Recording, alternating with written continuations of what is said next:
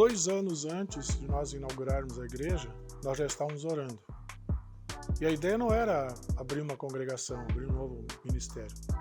Nós estamos orando porque nós estamos enfrentando muitas dificuldades dentro da outra igreja. E aquilo estava causando muito transtorno para mim, para minha família. Então eu comecei a orar a Deus para ver o que nós íamos fazer, qual a direção a tomar.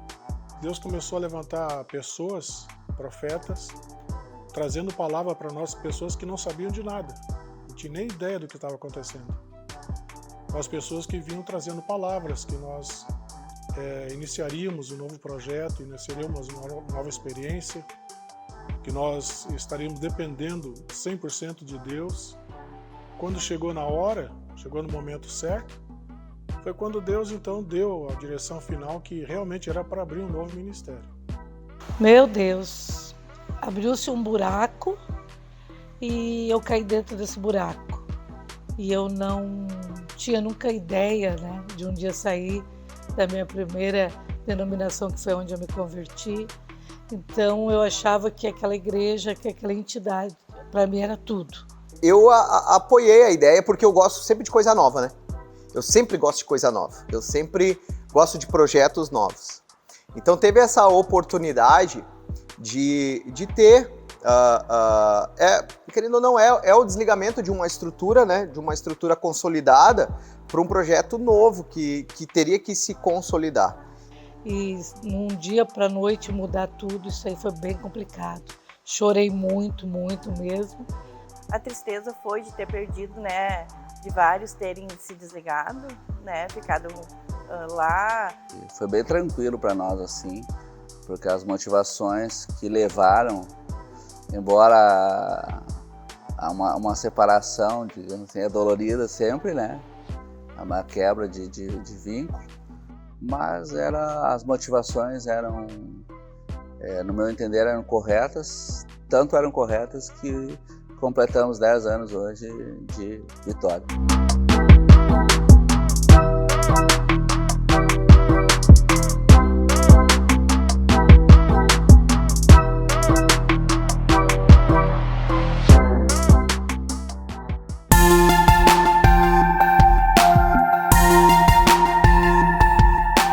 O Ministério Tabernáculo de Adoradores, na verdade, ele brotou muitos anos antes, até mesmo quando estávamos na outra denominação, e nós tínhamos o Ministério de Louvor, era Tabernáculo de Adoradores, inclusive essa marca eu tenho ela patenteada, eu fiz toda a documentação, todo o investimento necessário e essa marca ela é patenteada. Quando eu cheguei aqui, em 2003, o grupo então já era chamado Grupo de Louvor. Era chamado Tabernáculo de Adoradores, Ministério Tabernáculo de Adoradores. Quando nós resolvemos tomar essa atitude desse novo caminho, dessa nova luta, dessa batalha, o primeiro nome que Deus colocou para nós foi Ministério Tabernáculo de Adoradores.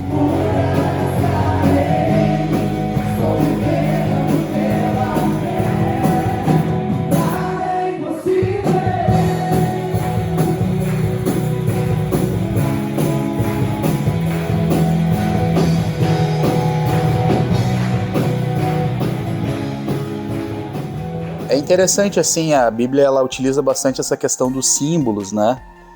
Porque o tabernáculo era uma figura do Antigo Testamento, um lugar que representava um centro de adoração do povo de Israel, onde a presença de Deus estava ali, né? Então, dizendo de uma maneira mais simples, era como um Deus todo-poderoso, santo, conseguia habitar no meio do povo, num povo pecador, sem exterminar eles, né? Sem que a presença dele, a presença santa dele, exterminasse aquele povo. Então, ele deu uma série de, vamos dizer assim, deu um protótipo para Moisés, como deveria ser um tabernáculo, onde a presença dele habitasse, né? Da mesma forma como esse tabernáculo é no céu. Faça um tabernáculo na terra da mesma forma que ele é no céu, né? Então, existia o átrio exterior, onde no átrio exterior a gente tinha um altar de bronze e uma pia de bronze, onde eram feitos os sacrifícios dos animais, né? Existiam também mais duas partes internas do tabernáculo, que era o lugar santo, né? No lugar santo era onde circulavam os sacerdotes. Existia também um lugar santíssimo, que era vamos dizer, um segundo lugar interno, e nesse local ficava ali a Arca da Aliança, né? Mas, na verdade, tudo isso são figuras do que o sacrifício de Jesus representou, né? Todas essas figuras do tabernáculo, elas representavam Jesus. Os pães da proposição significam que, né, Jesus era o pão da vida. O incensário, significa que o incenso significa oração, ele é o nosso intercessor, né?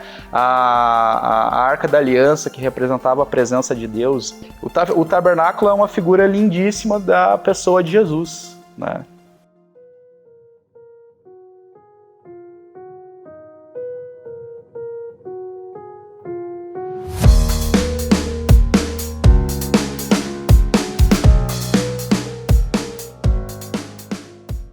A transição, ela foi um momento bastante difícil, porque imagina, eu me batizei com 14 anos, eu entrei para a igreja com 12, batizei com 14, nessa outra denominação, e fiquei lá 30 e poucos anos, quase 40, mais de 40 anos fiquei. Então, o momento de mudança foi bastante difícil. Essa parte da mudança de prédio, essa foi assustadora, né? Porque a gente tinha toda uma estrutura, a gente tinha tamanho na nave da igreja, a gente tinha salas separadas, cada grupo praticamente tinha uma sala separada, existia um estúdio, enfim. Esse foi um dos grandes desafios, porque ali parece que a gente viu mesmo a mudança, né? É como se caísse assim a ficha, né? Como se virasse a chave, agora a gente vai começar. E nós tivemos aqui, deu uma olhada aqui, o Espírito Santo convenceu, né? É aqui, confirmou, é aqui. E aí nós começamos a correr atrás, a documentação foi muito fácil, o aluguel foi muito fácil. Aí tinha toda uma reforma para fazer, porque o prédio estava muito feio. Foi terrível. Terrível, foi um caos. Meu Deus, quando o pastor me falou aonde que ele ia levar nós, a igreja onde era o prédio, eu não queria nem ver. A gente chegou aqui, era um pavilhão, era uma fábrica, né? Era coisa de louco. Como que a gente vai fazer uma igreja funcionar aqui? Foi assustador chegar aqui num paiol, né? Tem até uma vez que choveu aqui, que daí a gente não tinha forro, era só uns TNT, e no meio do culto, e no meio da pregação faltou luz, vendaval na rua, meu Deus, olha, foi assustador aquele negócio, e daí faltou luz, a criançada era lá atrás, e daí começou choro de criança e pavor. Prédio detonado, precário, a situação era horrível, não sabia nem aonde a gente começar.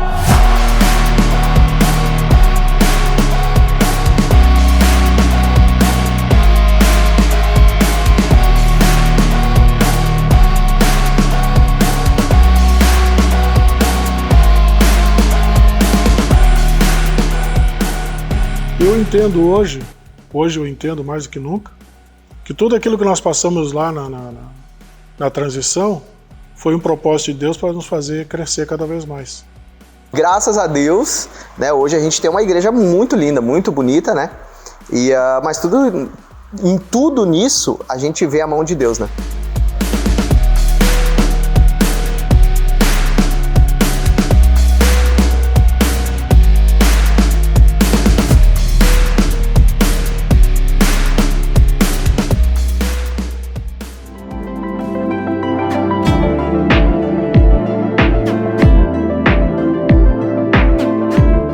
Um dos principais pilares que nós temos é a família. Nós investimos muito na família, através do Casados para Sempre, através de outras atividades, orações constantes, né, em cima de família, para que a família seja bem alicerçada. Falar em família, como eu disse, é quase uma aberração, é quase uma afronta para muitas pessoas, porque muitos têm uma resistência muito grande a isso, acham que o compromisso não vale a pena, que família hoje não vale a pena, é melhor se aventurar em coisas passageiras, em coisas que não levam a ter compromisso, quando na verdade a gente sabe que é totalmente diferente. Falar um pouquinho dos Casados para Sempre, né, que é o ministério que a nossa igreja tem.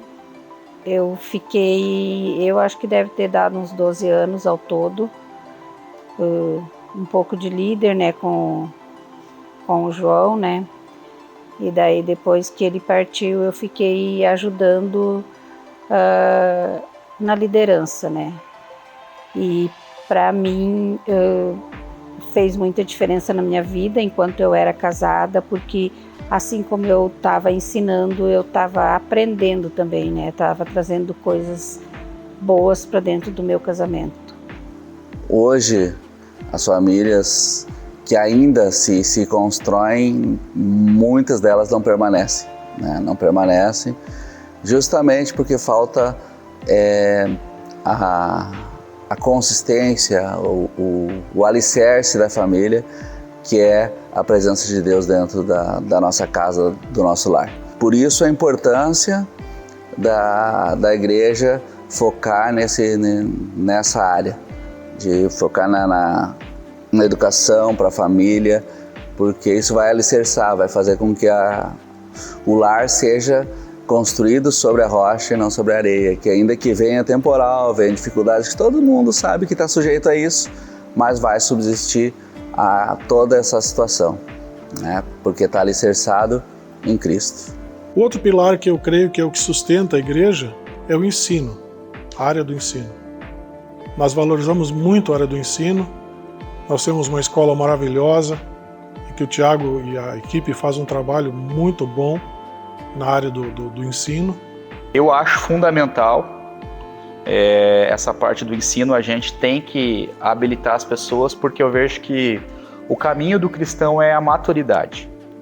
Todos temos que, né, a Bíblia fala que nós temos que chegar à estatura do varão perfeito, né? Então, a estatura não se refere a tamanho, né? Mas se refere sim à questão de maturidade. E esse processo de maturidade, ele vem pelo conhecimento da palavra. Também nas mensagens, nas palavras, a gente sempre está primando pelo ensino. Que a palavra diz, né? Conhecereis a verdade e a verdade vos libertará.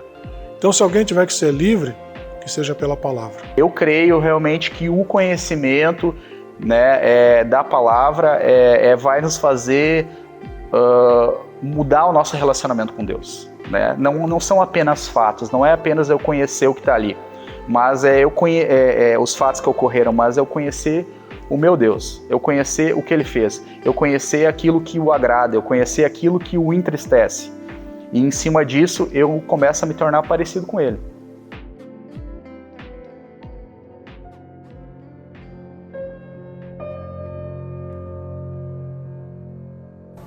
Boa noite, meus amados, minhas amadas. Nós estamos iniciando hoje uma nova experiência de nós estarmos conversando com vocês através da mídia, através da internet. Estamos vivendo um dia bastante difícil, porque com a determinação de fecharmos as nossas igrejas, na verdade, isso é uma norma de segurança para toda a nossa membresia, e eu acho que isso é uma responsabilidade minha como pastor, de fazer a minha parte para procurar preservar a saúde e a integridade de vocês.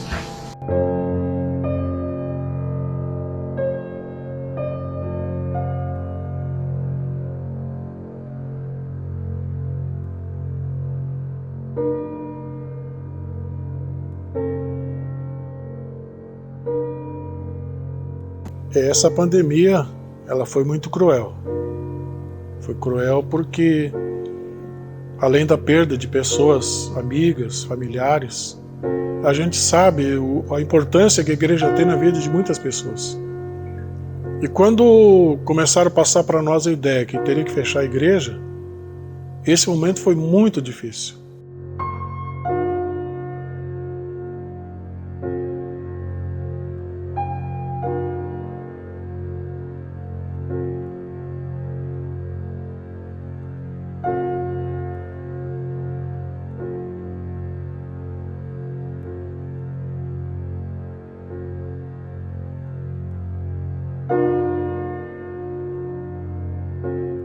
pandemia foi um período muito difícil, trabalhoso, e ela ainda tem dado trabalho, né?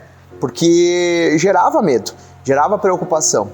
Então a pandemia foi um tempo, continua sendo ainda difícil, porque agora, apesar de estar, nós cremos nisso, temos fé nisso, está terminando, né? Temos que tomar ainda devidos cuidados, enfim, mas está acabando, mas ela gerou muita sequela. E a sequela em pessoas da área da saúde, mas sequelas na sociedade. O que nos ajudou bastante foram as lives. Foi muito, muito legal. Nós fomos aprendendo, que a gente não sabia fazer nada disso, mas fomos aprendendo. E essas lives, elas deram um resultado muito grande. Porque quando passou aquela pior fase que não podia se reunir, e nós começamos a reunir na igreja, o pessoal estava sedento para vir para a igreja.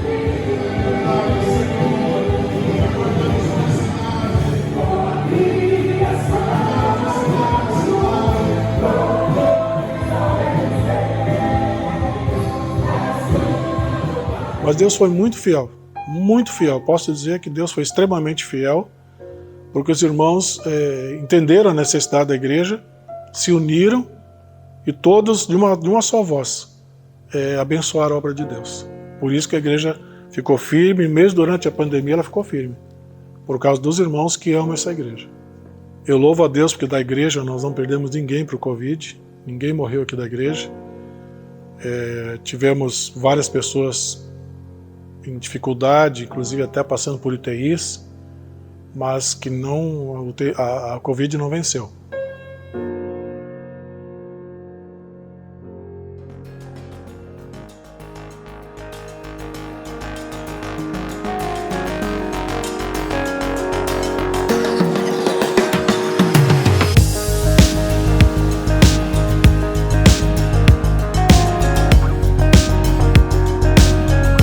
O sentimento neste momento é sentimento de gratidão, né? Se nós chegamos até aqui, nós podemos ver o sobrenatural de Deus nisto, porque passamos por momentos difíceis, momentos de grandes dificuldades, momentos em que o ser humano natural ele poderia olhar e não ver perspectiva de prosseguir com esse projeto. Mas Deus sempre esteve ao nosso lado, Deus nos sustentou. É um sentimento de vitória, né? Porque ver tudo que foi conquistado nesses 10 anos, né? O prédio é incrível, né? Os novos membros que foram chegando, novas pessoas, o falar de Deus, de falar do amor de Jesus para as pessoas e tu vê elas aqui. Traz um sentimento de tranquilidade por saber que tudo foi feito por Deus, para Deus, né? Então isso me deixa tranquilo e feliz ao mesmo tempo e me deixa honrado de fazer parte desses 10 anos de história da igreja, né?